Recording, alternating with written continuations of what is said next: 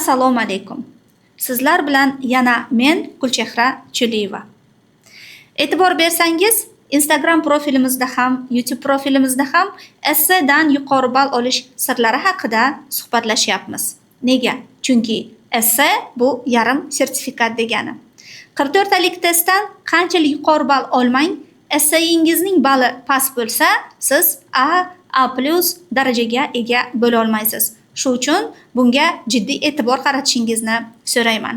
Bugungi mavzuyimiz ham juda dolzarb, ya'ni sizni essedan yuqori ball olishingizga yordam beradigan, yuqori ball olishda juda muhim bo'lgan omillardan biri lug'at boyligi sanaladi. Xo'p, essayingiz lug'at boyligi jihatdan boy, leksik jihatdan xilma-xil bo'lishi uchun nimalarga e'tibor berish kerak? Ularni yozayotganda qanday tinish belgilaridan foydalanish lozim va ular noo'rin qo'llanmasligi uchun nimalarga amal qilishimiz kerak? Bugungi darsimizda mana shular haqida suhbatlashamiz. Avvalo, keling biz uchun yuqori ball beradigan vosita, ya'ni omillardan biri bu nizomga amal qilish hisoblanadi. Mana shu haqida gaplashsak. Bilamizki, esse 24 balli nizom asosida baholanadi va u keyin Rash modeli bo'yicha 75 ballga o'giriladi. DTMning rasmiy saytida 24 ballni 75 ga o'girish jadvali ham mavjud. Demak, siz agar mana shu nizomga amal qilsangiz, albatta yuqori ball olasiz. Va aynan nizomning oxirgi 2 bandi lug'at boyligiga mo'ljallangan. Endi qarang, lug'at boyligi, nutqning boyligi, ifodaliligi va sofligi. Agar essayingiz leksik jihatdan xilma-xil bo'lsa, shu o'rinda 2 ball olasiz. Yoki noo'rin qo'llangan shevaga oid so'zlar, qo'shimchalar, vulgarizm, parazit va varvarizm kabi birliklar bo'lmasa yana 2 ball olasiz. Demak, 24 dan 4 bu juda yaxshi ball hisoblanadi. Bilasizmi, aslida mana shu 4 ballni olish qiyin emas. Ammo amal qilishingiz kerak bo'lgan, e'tibor qilishingiz kerak bo'lgan bir necha nozik o'rinlar bor. Leksik xilma-xillik kuzatilgan bo'lishi uchun sizning essayingizda nizom bo'yicha tasviriy ifodalar, vaziyatga mos maxsus birliklar va boshqa barqaror birikmalar bo'lishi shart. Endi bu boshqa barqaror birikmalar nima? Ta'sir ifodalardan qanday foydalanish kerak? Yoki vaziyatga mos maxsus leksik birliklar haqida yana dars davomida suhbatlashib o'tamiz. Nizom shartlariga e'tibor qaratadigan bo'lsa, 2-bandida leksik xilma-xillik kuzatilmagan bo'lsa, 1,5 ball bilan baholanadi. Yoki leksik xilma-xillik kuzatilgani ammo ular noo'rin ishlatilgan bo'lsa, 1 ball bilan baholanadi. Agar leksik xilma-xillik kuzatilmagan va buning ustiga ishlatilgan ta'sir ifodalar, maqollar yoki vaziyatga mos leksik birliklar noo'rin ishlatilgan bo'lsa, 0,5 ball bilan baholanadi. Agar umuman leksik xilma-xillik kuzatilmagan maqol, ta'sir ifodalar yoki leksik birliklardan foydalanmagan bo'lsangiz, 0 ball bilan baholanadi. Yoki noo'rin qo'llangan shevaga oid so'z, qo'shimcha, vulgar, varvar, parazit so'zlar bo'lmasa, 2 ball bilan baholaydi. Agar bularning soni oshib ketaversa, masalan, 1-2 o'rinda shunday vositalardan foydalanilgan bo'lsa, 1,5 ball, 3-4 o'rinda foydalanilgan bo'lsa, 1 ball, xullas 7 va undan ortiq holatda shunday vositalardan foydalanganingiz kuzatilsa, 0 ball bilan baholanadi. Endi keling 2 bandni ham bir boshdan ko'rib chiqsak. Demak, lug'at boyligimizni ta'minlaydigan, esse matnimizni leksik jihatdan xilma-xil bo'lishini ta'minlaydigan, yordam beradigan vositalar bular: tasviriy ifodalar, vaziyatga mos maxsus leksik birliklar, barqaror birikmalar. Tasviriy ifodalar nima ekanligini albatta leksikologiya mavzusidan siz bilasiz. Bir so'zni oddiy nom bilan emas, balki tasviriy qilib ifodalash, so'z birikmasi shaklda va odatda ko'chma shaklda ifodalash. Masalan, shifokorlar so'zini shifokor sifatida emas, balki sog'lik posbonlari yoki salomatlik posbonlari deb ifodalash yoki Islom Abdug'aniyevich Karimov deb emas, balki zamonaviy tasviriy ifoda birinchi prezidentimiz deb ifodalash tasviriy ifoda sanaladi. Keyingisi vaziyatga mos maxsus leksik birliklar. Maxsus leksik birliklar bu oddiy til bilan aytganda har qanday mavzuga o'ziga xos bo'lgan atamalar. Aynan har qanday atamalar emas, asosan o'zlashma va bugungi kunda keng qo'llanadigan zamonaviy so'zlar sanaladi. Demak, ta'limga oid bo'lgan atamalarni aytadigan bo'lsak, integratsiya yoki har qanday mavzuga ham tushib ketadigan globallashuv so'zlari zamonaviy va maxsus leksik birlik sanaladi. Uchinchisi barqaror birikmalar. Barqaror birikmalarga albatta maqollar, iboralar kiradi.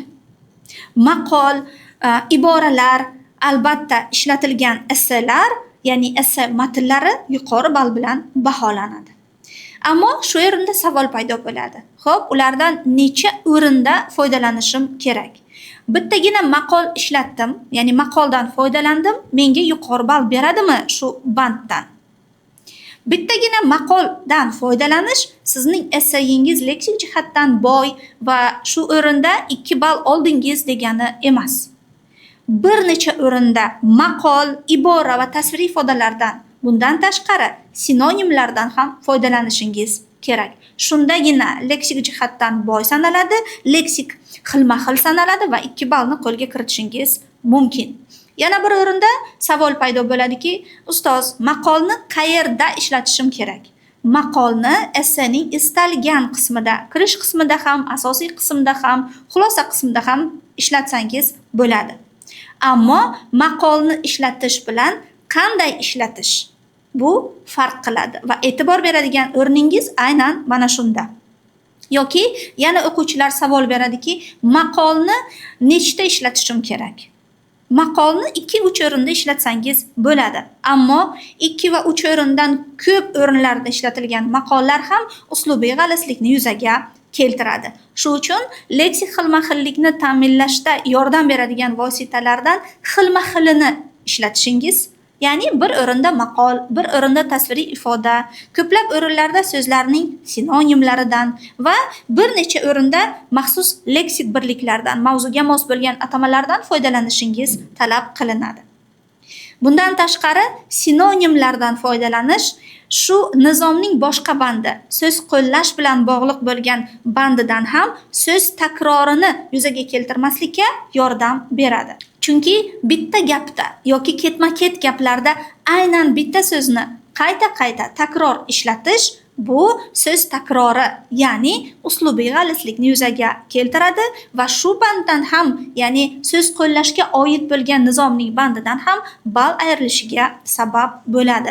Demak, so'zlarimiz takror bo'lmasligi uchun ularni sinonimlaridan foydalanishimiz yoki bugungi kunda shu so'zlarning ma'nosini beradigan leksik birliklardan foydalanishimiz yoki zamonaviy o'zlashma so'zlardan, neologizmlardan foydalanishimiz talab qilinadi. Masalan, taraqqiyotni sivilizatsiya deb ishlatish bo'lishi mumkin. Demak, shu yerda tushunib oldiki, bittagina maqol leksik jihatdan mani essayimni boy qildi degani emas yoki bittagina ibora lug'at boyligidan 2 ballni qo'lga kiritingiz degani emas. Shunday vositalardan kamida 3-4 o'rinda va o'rinli foydalanishimiz kerak. Shu yerda e'tibor bering, o'rinli foydalanishimiz. Endi keling 12-band. Essening leksik boyligiga putur yetkazadigan vositalar haqida ham gapirib o'tsak. Essening leksik boyligiga putur yetkazadigan va eng yomoni 24 balldan ball ayrilishiga sabab bo'ladigan vositalar bular albatta shevaga oid nafaqat so'z, balki qo'shimchalar yoki vulgarizmlar, qo'pol, qarg'ish, so'kinch so'zlari, varvarizmlar, chetdan o'zlashgan ammo noto'g'ri ishlatiladigan so'zlar, parazit so'zlar. Keling, mana shu parazit so'zlar haqida ko'plab o'quvchilarim mendan so'rashadi. Sizga ham bu haqida aytib bersam. Parazit so'zlar bular nutqimizda kerak, nokerak o'rinlarda ham ishlatilaveradigan so'zlar. Masalan, og'zaki nutqda demak so'zini kerak, nokerak joyda ishlataveramiz. Yoki xo'sh so'zini yoki nima so'zini kerak, nokerak o'rinlarda ishlataveramiz. Va ko'plab essaylarda ko'ramanki, narsa so'zini ham kerak, nokerak o'rinlarda ko'p ishlatishadi. Narsa o'zi bu predmet, ya'ni ot. Ammo essayda ko'plab o'rinlarda narsa so'zini vosita, omil, sabab, vazifa, birlik so'zlari o'rinda ham ishlatishadi. Va natijada narsa so'zi ko'p ishlatilib, xatolikni yuzaga keltiradi. Ya'ni kerak va nokerak o'rinlarda ishlatilib, parazit so'zni yuzaga keltiradi. Va oxirgisi disfemizmlar. To'g'ri, nizomda disfemizmlar haqida berilmaydi, ammo essay tekshirish yo'riqnomasida disfemizmlardan ham foydalanish ball ayrilishiga sabab bo'lishi haqidagi fikrlar mavjud. Disfemizm nima? Disfemizm biror bir fikrni yoki jumlani qo'pol, salbiy bo'yoqga ega so'zlar bilan berish. Disfemizmda faqat so'z emas, iboralar, salbiy bo'yoqdor, salbiy ma'noli iboralar, maqollar, salbiy bo'yoqdor, salbiy ma'noli maqollardan foydalanish ham disfemizm sanaladi. Shuning uchun essayda ikkita tomonni chiroyli qilib, siz tarafdorlik qilayotgan tomonni ham, siz tarafdorlik qilmayotgan tomonni ham dehqoncha qilib aytganda qog'ozga o'rab, salbiy bo'yog'ini yoki ijobiy bo'yog'ini bo'rtirmasdan, uchinchi shaxs tilidan muvozanatni saqlagan holda, neytral holda berishingiz talab qilinadi. Salbiy bo'yoqning ko'payib ketishi disfemizmni yuzaga keltiradi va nizomdan yana bir ballingizni ayrilishiga sabab bo'ladi. Demak, maqollar, iboralardan foydalanish mumkin, ammo ularning qo'pol bo'yoqdor bo'lgan, ya'ni salbiy bo'yog'i yuqori bo'lganlarni ishlatish ham ball ayrilishiga sabab bo'ladi. Keling endi nizomning yana ayrim o'rinlarini ko'rib o'tsak. Leksik xilma-xillik kuzatilmagan degani nima? Leksik xilma-xillik kuzatilmagan degani, e'tibor bering, tasviriy ifoda, vaziyatga mos maxsus leksik birlik, boshqa barqaror birikmalardan ayrim o'rinlarda foydalanilgan degani. Demak, bor foydalanilgan, ammo juda kam. Bir o'rinda maqol, bir o'rinda iboradan foydalanilgan, shu xolos. Demak, bir o'rindagina maqollardan, bir o'rindagina iboralardan foydalanganingiz, bu degani lug'at jihatdan boy essay yozdingiz degani emas ekan. Yoki keyingi bandiga e'tibor bersangiz, leksik xilma-xillik kuzatilgan, ya'ni 3-4 o'rinda mana shu yuqorida sanagan vositalarimizdan foydalanilgan, ammo ayrim o'rinlarda noo'rin foydalanilgan. Sizda bunday paytda yarim ball emas, aynan 1 ball olinadi. Demak, maqol ishlatish kerak, tasviriy ifodadan foydalanish kerak, iboradan foydalanish kerak, ammo o'rnida foydalanish kerak. Keling endi o'rnida foydalanish, noo'rin foydalanmaslik nima ekanligini ko'rib o'tamiz, albatta misollar bilan. Noo'rin foydalanish bu vaziyatga mos bo'lmagan maqol, vaziyatga mos bo'lmagan atama, vaziyatga mos bo'lmagan sinonimlardan foydalanish sanaladi. Maqollarni vaziyatga moslab ishlatmaslik noo'rin ishlatishga sabab bo'ladi. Vaziyatga mos bo'lmagan maqollar bu sizning fikringizga yopishmagan, sizning fikringizni isbotlashga, asoslashga xizmat qilmaydigan maqol hisoblanadi. O'zi maqol nega ishlatiladi? Faqat lug'at boyligi uchun emas, balki siz yozayotgan fikrlaringiz yoki berayotgan argumentlaringizni yanada ta'sirchan qilib, sodda qilib aytganda og'ir tosh bosadigan qilib, sizni essayingizni o'qiyotgan ekspertga yanada ta'sir qiladigan va tushunarli qilish uchun ishlatiladi. Shu uchun maqolni ishlatganda sizning fikringizga mos ishlatishingiz, mavzuga mos ishlatishingiz va maqolni albatta izohlashingiz shart. Masalan, keling ko'ramiz. Vaqting ketdi, naqding ketdi. Esingizda bo'lsa, yaqinda bo'lib o'tgan milliy sertifikat imtihonlarida ish samaradorligini ta'minlashda vaqtning ahamiyati haqida essay mavzusi berildi. Mana shu essay mavzusiga oid bo'lgan maqollar, vaqting ketdi, naqding ketdi yoki maxsus leksik birliklar, vaqt oltinga teng kabi birliklardan foydalanish mumkin. Ammo bu mavzuga mos degani o'rinli, qo'llanildi degani emas. Keling, vaqting ketdi, naqding ketdi maqolini mavzuga mos, ammo vaziyatga mos emas sifatida qo'llanganini ko'rib o'tamiz. Deganlaridek, ish vaqtini to'g'ri tashkil qilish shu jarayon samaradorligini oshirishdagi muhim omil sanaladi. Demak, ish vaqtini to'g'ri tashkil qilish shu jarayonning samaradorligini oshiradi, to'g'ri, lekin bu yerda vaqting ketdi, naqding ketdi maqoli mos emas. Buni ishlatgandan keyin, ya'ni bu maqoldan foydalangandan keyin albatta gapning davomida shu vaqtning juda muhim ekanligini izohlab ketish kerak edi. Endi shuni tuzatilgan holatda qanday ishlatish mumkin? Vaqt oltindan qimmat deganlaridek, ish vaqtini to'g'ri tashkil qilish ushbu jarayon samaradorligini oshirishdagi muhim omil sanaladi. Demak, vaqt oltindan qimmat. Shu sababli to'g'ri tashkil qilish kerak. Agar vaqtni oltindan qimmat ekanligini anglab, ish vaqti to'g'ri taqsimlansa, to'g'ri tashkillashtirilsa, albatta samaradorlik oshadi deyilyapti.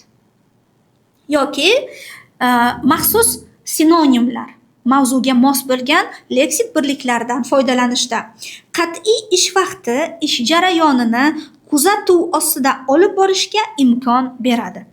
Kuzatuv ostida olib borish bu yerda leksik jihatdan mos emas. Nima deb ishlatish to'g'ri bo'lar edi? Qat'iy ish vaqti ish jarayonini nazorat ostida olib borishga imkon beradi deyish kerak edi. To'g'ri, kuzatuv bilan nazorat bir ma'no ostida birlashadi. Ammo, ya'ni ma'nosi bir-biriga yaqin bo'lgan so'z.